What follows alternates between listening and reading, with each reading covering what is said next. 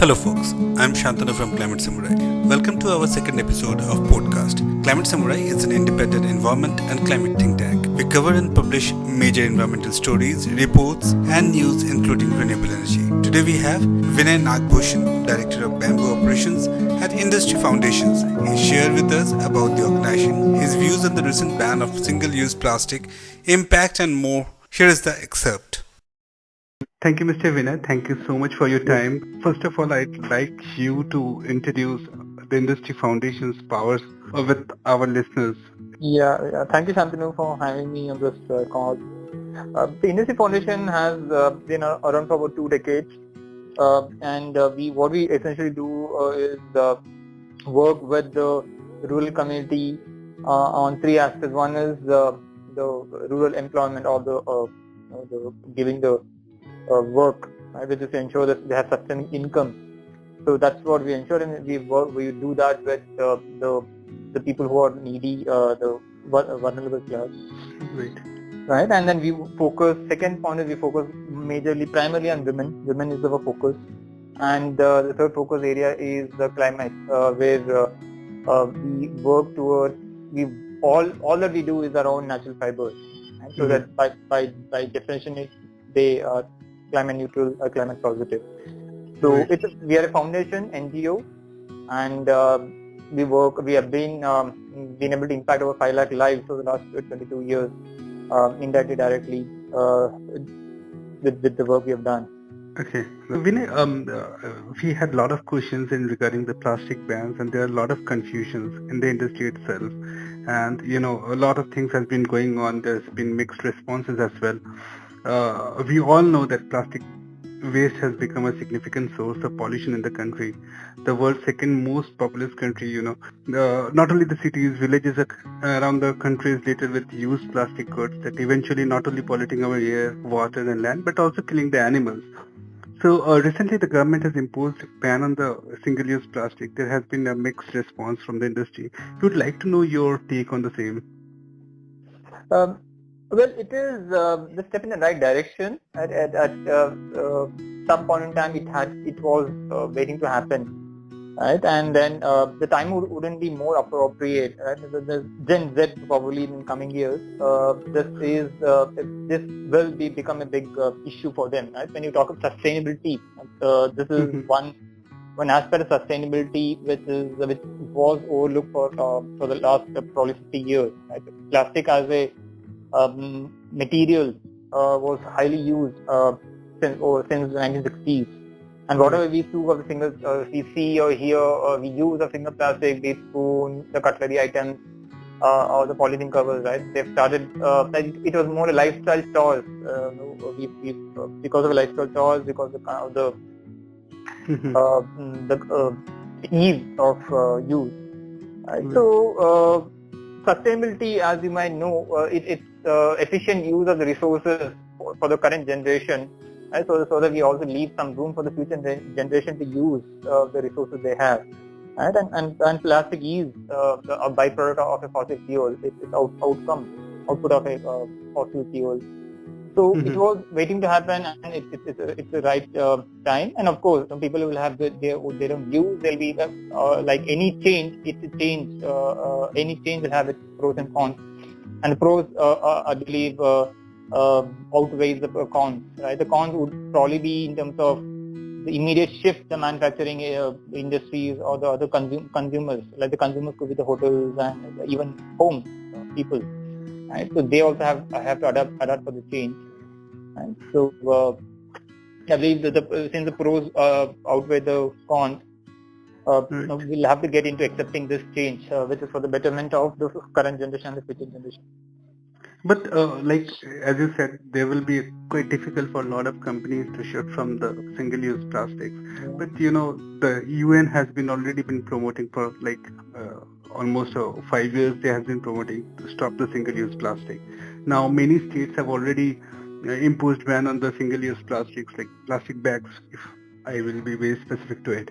Yeah. Now, why all of a sudden now the industry has started talking about it will be quite difficult for us to shift from this segment. Though we all know globally there has been lot of noise around it. I think it's only certain industries which probably are voicing their opinions. Rather, they're very clear on their opinions. They also come across many industries who actually adapted it and very very happily kind of made the change. So, and now that this was in a short time, I believe the government of India had given a notice of, I think last year it was notified. Everybody had more than a year, close to a year to make the shift, right? So now coming back to the alternative, right? These people, the companies or the industries which are probably making a noise are those who probably may not have found an alternate, right? One element is, let's say, talking to some colleague art people, so they're also looking at very clear that they want to look at alternate for those plastic, the plastic material which goes into making the packet, right? The packet of Lays and chips and all those things. But while that is, they're figuring it out, they've already made inroads. They've already made quite a bit of progress on replacing the packing materials with sustainable materials, right?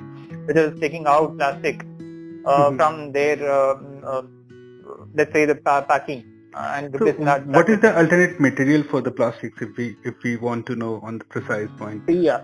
So if you look at the ban itself, right, the ban is on couple of clearly defined items, right, which includes the thermocol, the polystyrene, the earbuds, and sticks which goes into ice cream. Right. And majority is the biggest portion is the cutlery, right, the forks, the spoons, the plates, the bowls, everything. Right? So now for something like that, right, let's say the 80%, 90% is the cutlery is what we have seen, and it's pretty evident that's where the highest usage is. And then for something like that, there's a clear alternative in natural fiber. Right? Something we have done with our own project, which is a power project at Industree Foundation. The power stands for, this acronym for producer-owned women enterprises. So what we've been able to do is with the SAL and CLED, we've all have 2,000 odd people, tribal women.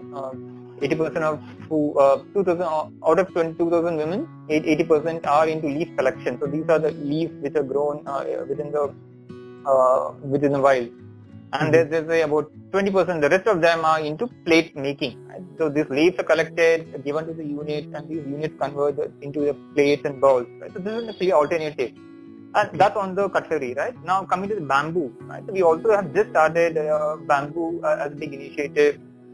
Where we would have at a scale about 4,000 rural women doing products made out of bamboo. Right? At a scale, it's about 2.5 million, more than 2 million units of product. So bamboo itself can be formed into certain shapes and sizes, and forks, spoons, plates, all of this is quite a possibility. Something which we are considering actively as we plan the project, as we plan the intervention. So I just try to give a perspective of there is alternatives available for wherever there's a ban. So one thing I want to know from your end, the list of banned items are not comprehensive. If the aim is to get rid of these items that are difficult to collect or a single use, then the list should have also included multi-layered packaging. This mainly used in almost all fast-moving consumer goods, from chips, shampoos, gutkas, etc. These are the real menace because these are almost impossible to collect for recycling. Do you think this the company should have been notified, like the chips packaging? Even if I share my recent visit to some of the hill stations and to rural areas, I am honestly speaking, I have seen a lot of this. I will name some brands like Lay's, Kurkure, and Gutka packets are already there. The bottles of the cold drink bottles are they are like filling up our lands. So do you think there should be this packaging should have also been included in the ban list? See, I cannot comment on why it was excluded, but I believe it's a change starts from a particular it needs an agent, right? So the change agent is bring a change of this magnitude. It's a big magnitude, right? Like you understand, it's a big magnitude, and a change cannot be brought over time. So let us start with some. We'll have to start somewhere. I believe this is the starting point, and these, whatever you just mentioned in terms of bottles and chip packets, all of them I believe will follow suit. right, will definitely will follow. And now that there is no technology to replace that, I think that some research are happening to find a suitable replacement for the chips packet itself, right?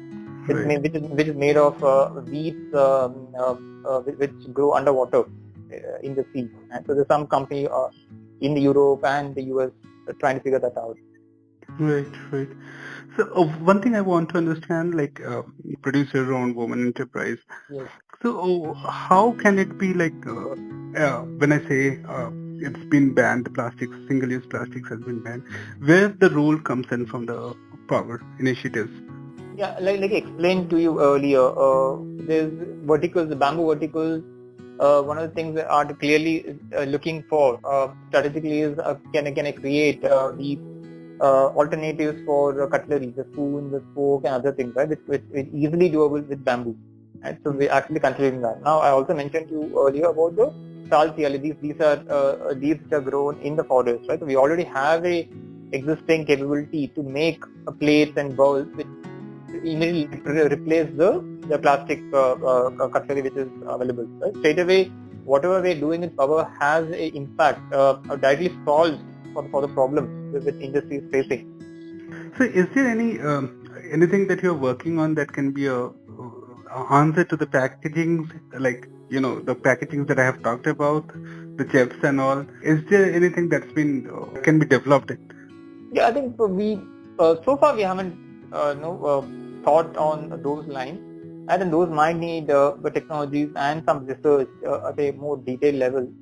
Not just something we have thought as our immediate priority. So the immediate priorities are the ones which I just mentioned. When we talk about this type of alternatives that you have suggested, the one thing that comes into the mind is the price. The price is not a determinant. It's not detrimental to this. So these whatever products I just mentioned to you with the leaves and the bamboo itself are price competitive. They might be little expensive than a plastic, right? But then people are already conscious, aware of it, so people wouldn't mind taking them, and there's already a demand for these, right? And we already seen a extensive demand for the leaf plates which are making in Orissa. So the leaf plates are made in Orissa, where like I mentioned, there's a base of 2,000 women, 90% of them being the tribal women, right? So there is huge demand which you're seeing for that particular product range. So do you plan to work across India, or it's like you have the setup in Odisha itself? We've chosen regions based on the availability of resources. Right? In the resources, since we work largely with natural fibers, so these leaves as an input is more widely available in the region, more abundant in Orissa, right? Because it has a tribal belt, a large tribal belt. As far as bamboo is concerned, we're already working in Karnataka today, and then we are expanding that to Maharashtra in the coming years. So between Maharashtra and Karnataka, we'll have about 3,000, 4,000 women doing production on bamboo or using bamboo, and converting that to products which actually replace some of the items you mentioned. So when we say about replacing the items, so one thing that comes in mind is I will tell you about the newspaper industry, which initially faced this heat, like cutting down of trees because of the paper being made out of these trees and everything. So the one question that comes in our mind is like you will be cutting down the bamboos to use those to manufacture these products. Right. So how you are replacing those bamboos? I can ask you like. The thing that comes, it's a very important question you raised. Again, something which is important that your readers are aware of. The bamboo was a protected species or a protected plant until about recently, 3-4 years back. It was made a grass. Right? So when it's protected, it was under forest. And so anything which is covered or protected under the forest laws cannot be cut. Right? Trees, for example. So now after it is recategorized as a grass, now it opens up avenues for anybody to cultivate it. Right? So like we cultivate wheat and rice and vegetables, a farmer cultivates, right? A farmer can start cultivating bamboo as well. And which is what we are doing in our power project also, along with the 3,000 odd, 4,000 odd women who would be doing artistry work, or let's say a manufacturing product out of bamboo, there's an equal number, probably more higher number of farmers who will be training to cultivate or harvest bamboo.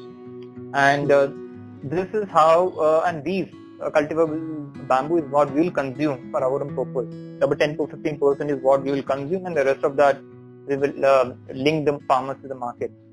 And so that's how we are looking at replacing or keeping the flow of bamboo, and this without affecting the environment, which was the point you raised.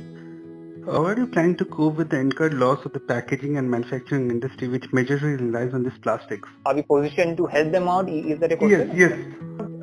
See, some of these, let's say, bamboo as a material, the bamboo pole, right? I mean, the bamboo tree. When I say pole, the bamboo tree has used in many of these. I've come across companies. I've spoken to some of the companies who are actually converting bamboo into bamboo tissue papers and bamboo materials, and now I believe that they are also trying to convert something and try and make a sheet out of bamboo, right? So all this R&D is work in progress. So if at all, if somebody wants or demands a certain size or a quantity of bamboo, we would be ready to, whenever we are ready, we'll be ready to help them also, right? And these bamboo also have to be certified, right? There is something called FSC certification for Forest Stewardship Council, and that actually says that this bamboo is grown not in a forest environment, but it's grown within a cultivable land, and it is good to trade. Right? So that's assurance you also give somebody buying. So let's say an industry who is into making plastic products today wants to convert them into bamboo products, right? So we would have our supply ready in about 2 years from today. Mr. Vinay, I would also like to know when we see when the government says that there is an impose on the single-use plastic, and so that even the thickness of the plastic has to be increased. That's what I understand. The reuse or disposal has to be in a manner that is environment friendly and does not end up in creating more pollution or health hazard for the workers. Right. So do you agree with this statement? Like when we say government has imposed the ban, then there should be a recycling process, or the policy should be in the place where the recycling could happen. So do you think that the policies has to be much more in the place before putting up the bans? This is not necessarily true, right? I mean, one is you have to initiate some change, right? You initiate change with saying, okay, now from today, the ban is applicable, right? And then you also have to also understand something that not everything is government's problem, right? I mean, there are institutions here, corporations here, who with the collective wisdom, they can also think through how to recycle plastic. For example, recycling of paper was not driven largely by a government directive, but largely people started saying, okay, how do I reuse paper and kind of use that into get it back to my production process. Right? This was a collective thinking which everybody put together. Right? So hence I said it's my view that government's decision government is always as a governing body, it's governing. So it cannot get in implementation. It can govern, it can give certain policies, and it has to be for the rest of us to figure out how do we actually convert or make that into implementable action. One thing, because the International Plastic Bag Free Day. Any particular message that you would like to convey? See, one message I like to convey to readers is, plastic has been India alone consumes about 2.4 lakh tons of single-use plastic, and this is a figure which the Central Pollution Control Board has quoted in its research. And then this takes a lot of time. The plastic itself takes a lot of time to decompose, and then there's also microplastic. I've heard of this term called microplastics. This is plastic which is now becoming more prevalent in certain countries and certain places in the world. Right. So my message or my request to your readers and you would be to be a conscious customer and I urge all of you to shift towards sustainable options wherever they are available. So that sustainability is important. So the sustainability, if everybody starts understanding what sustainability is, right, then I think the change, accepting the change is much easier. And sustainability, I started the conversation somewhere in between. I mentioned the word what sustainability means. It is a efficient use of the resources today, right? Ensuring so that even the future generations have the ability to generate the resources. We do not it's using the resources such that the future generations have an ability to continue generating resources, right? So that will be a message, I urge your readers to shift towards the sustainable options wherever they are available. One thing more I want to know from you, like you have been working for the women empowerment and for the substitute of this plastics and all, working on the sustainability and all. But when can I see Industree Foundations is coming up with some solutions for these companies which are much more into the packaging and everything? Can we see it in the near future, like Well, it's too early in the in the horizon to even think of that. When we look at a particular, when we think of a certain direction, I mean, in essence, how is it impacting? So, Industree Foundation is the three primary pillars, right? We are aligned with the SDG goals 1, 5 and 30, which is eliminating poverty or giving livelihood options and ensuring gender equality, which is where I said we work only with rural women, and climate. And by virtue of climate, we work only with natural fibers. So when we look at what we want to do, we see, okay, whatever projects we take, whatever directions we take, does it fulfill all these three goals, right? So if there is at some point we might have something which can offer a solution for this packaging industry, right? So it's not that we always work towards fulfilling a problem which the industries have, but we always work towards fulfilling a problem which the women have or the population has, right? The livelihood options. That's where our focus is as a foundation. Mr. Vinay, please tell us about the climate segment, how you are working there. What is the main role that you have been playing there? How you have been instrumental there? Yeah. So when I mention climate, it's by virtue of what we do, right? Natural fiber, for example, telling an example of bamboo. Bamboo is also called as a green steel. It has similar properties as that of a steel. Right, so straight away it can be widely used in construction industries, right? Replacing the bamboo. If you go back hundreds of years, or even not hundreds of years, if you go back for 50-60 years, the scaffolding which was used for construction, it was largely bamboo, right? Mm-hmm.